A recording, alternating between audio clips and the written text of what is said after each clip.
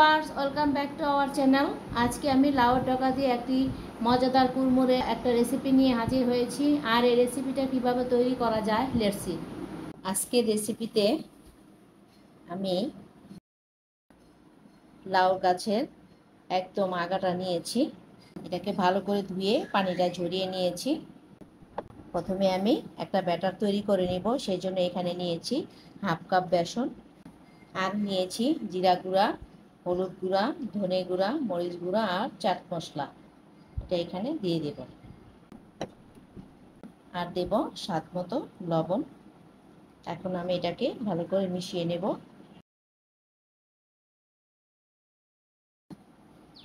Viewers, পাখির আওয়াজটা ভালো লাগছে না?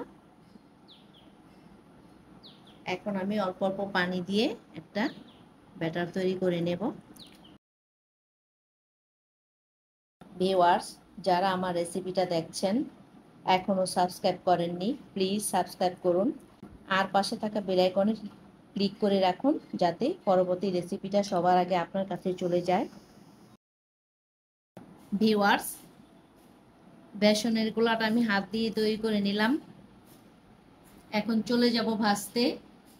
ভিউয়ার্স, চুলায় একটা প্যান বসিয়ে তেলটা গরম করে নিয়েছি। এখন সেই লাউ পাতার এটা আমি বানিয়ে নেব বেসনে চুবিয়ে।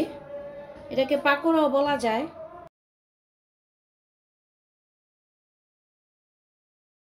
এইভাবে আপনারা কুমড়ো পাতা দিয়েও করতে পারবেন, অর্থাৎ কুমড়ো পাতার যে ডগাটা আছে সেই ডগাটা, তবে লাউ শাকের ডগাটাই বেশি ভালো হয়।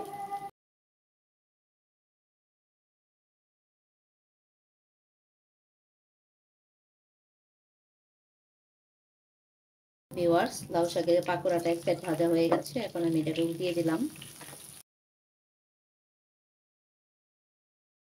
লাউ শাকের এই পাকোড়াটা আপনি শুধুও খেতে পারেন, আবার গরম ভাতের সাথেও এটা সার্ভ করতে পারেন, কিংবা মুড়ির সাথেও খেতে পারবেন। এটা লাউ পাতাটা কাঁচা, তাই এটা মিডিয়াম আঁচে আস্তে আস্তে ভেজে নিতে হবে।